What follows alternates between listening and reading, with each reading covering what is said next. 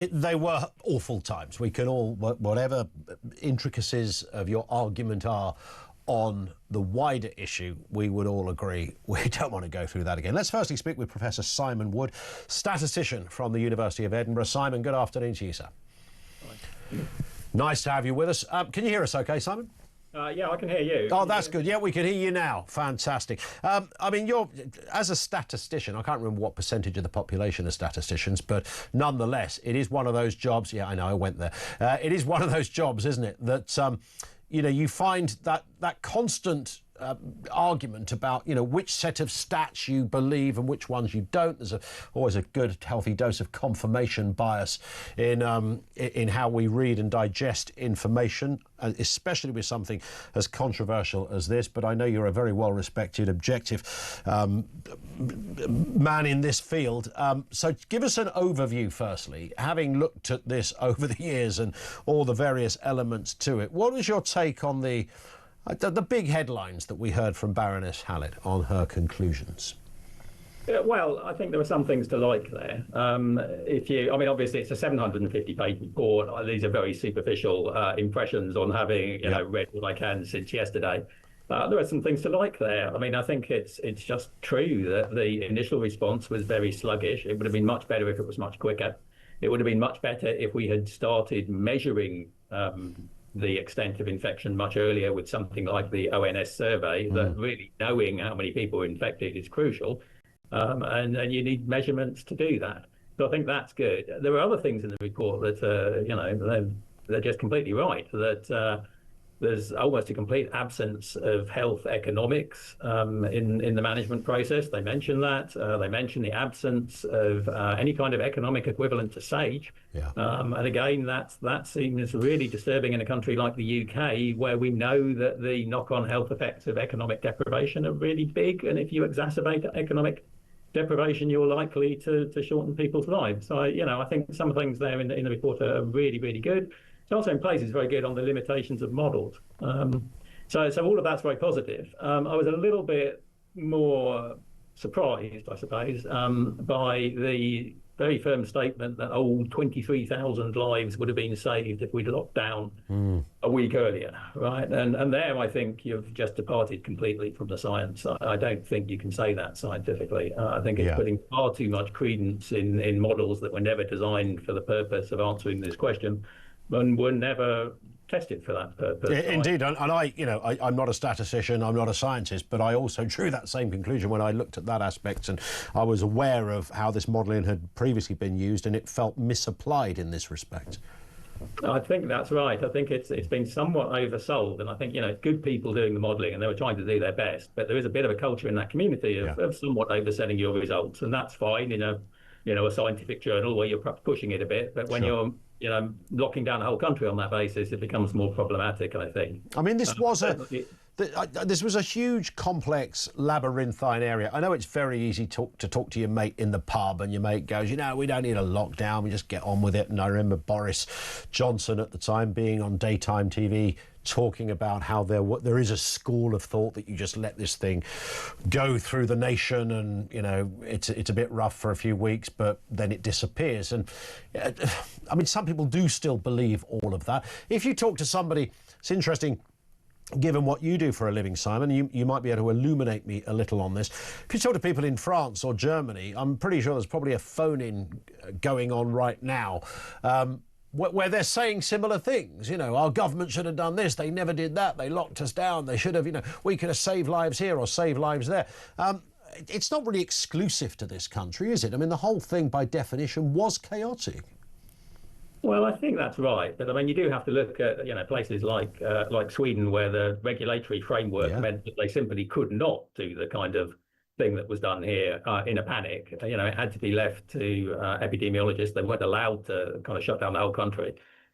Bit of a more measured approach. I think not a noticeably worse outcome, certainly relative to the UK, a substantially better outcome. What was their thinking? Are you aware of what their thinking was there? Because I don't think this was full of sort of COVID deniers who were going, yeah, this is all BS, so go out there and drink as much as you like and go to as many football matches as you like. It wasn't that. So what was their kind of thinking behind their approach? That it had to be sustainable. I mean, that the Anders Tegnell thing is this has to be sustainable in the long term. You know, we're sitting here at the beginning of something that's going to go on for a long time. We don't have a vaccine. We don't even know whether we're going to get a vaccine, right? And so the measures that you take have to be sustainable. And I think that's an aspect that perhaps just didn't feature sufficiently in the UK thinking about all this. So we should have looked really at vulnerable people and said, OK, you know, care home situations, that's clearly where we look after people, and isolation might be the wisest approach. But, you know, kids wearing masks, getting isolated, was that really necessary? Well, no. I mean, I think what was done to school children was very unfortunate. I mean, it was partly, I think, because what the modelers were used to doing was to think about influenza, flu, where school children are really the drivers of it, and that turned out just not to be the case. With COVID, it wasn't school kids. They were, you know, they weren't passing on very much. They weren't getting sick. You know, a very, very different situation. Now, fair enough, it was difficult to know that immediately, but some bits of the evidence were there very, very early. Indeed. Simon, listen, thank you for your time, sir. We will speak again, I'm sure. Professor Simon Wood, statistician from the University of Edinburgh. Let's speak with Will Jones, editor of the Daily Sceptic. I can remember Will being on a train during all of this time and talking to a fella, I think he was a barrister, as I remember, and he was very, very animated about what was going on in our world. He mentioned the Daily Sceptic at the time and said, you know, that go there, you know, check out what these guys are writing about, because you will get perhaps a more, in his view, a more honest approach to things. It won't be slanted by sort of weird science and odd political decisions. And you guys were very forthright on this narrative. You didn't let it go rightly, so I'm bound to ask you, Will, what is your analysis of Baroness Hallett and her inquiry report? Well, thank you for that introduction, Ian. There are some positives in this new report, the Module 2 report from the COVID inquiry. We've got this acknowledgement that SAGE was too much taken over by groupthink, and the government as well, and there needs to be more diverse voices. That's good. We needed more critical, sceptical voices on the scientific advisors. Excellent. And there was an acknowledgement, there's a lot of acknowledgement of the harm of school closures and a lot of the other harms of lockdown, and really pointing out how damaging those things were. That was good. And as Simon mentioned, the need for much more economic analysis and risk assessment of the lockdowns. There just wasn't any of that. And all we had was this science, this health-based, safety-ist science, supposed science, saying that we need to lock everyone down to stop the spread of this highly contagious disease, because that's the only thing that's important. No analysis of what the wider impacts will be.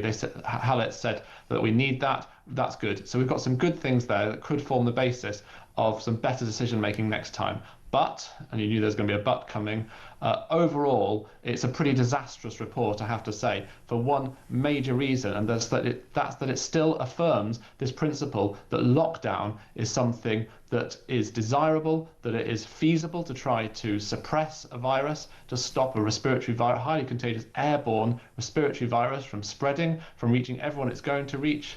That's possible, that it's feasible, and that it's overall worthwhile and beneficial, all things considered. It still holds to that. This report criticises the government for not locking down sooner. It criticises the government for not doing more circuit breaker lockdowns. It criticises the government, even criticises the government for not locking down in the end of 2021 when Omicron arrived. Even though the fact that we didn't lock down and there was no disaster and it was clearly the right decision.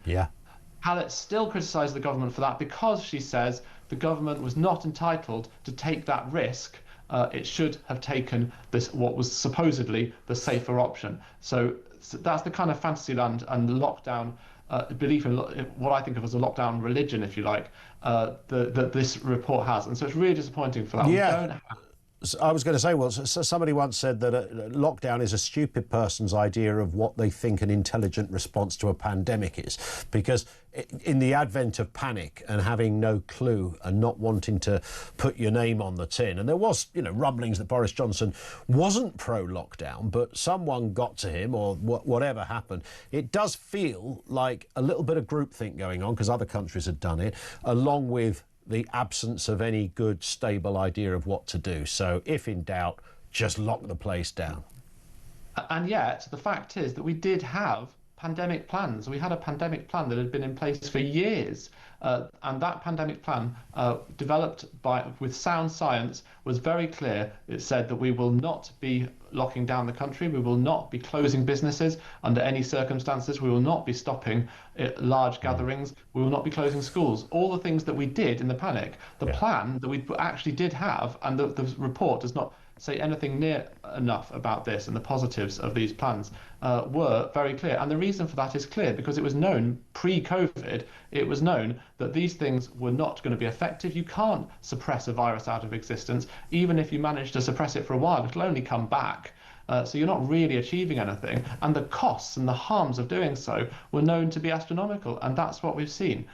So we did have those plans, and so the fact they were thrown out of the window was obviously, in the panic of the moment, was really not good. But what's really unforgivable right now is that 5 years later, we have the £200 million COVID inquiry still coming out, and not acknowledging that this was a big mistake and that we needed to go back to this pre-COVID orthodoxy, if you like, of these plans, sound science, and even more so given all that we've learned and all that we've seen in the last 5 years. Indeed. Will, on that point, thank you. Very thorough stuff from Will Jones, editor of the Daily Sceptic.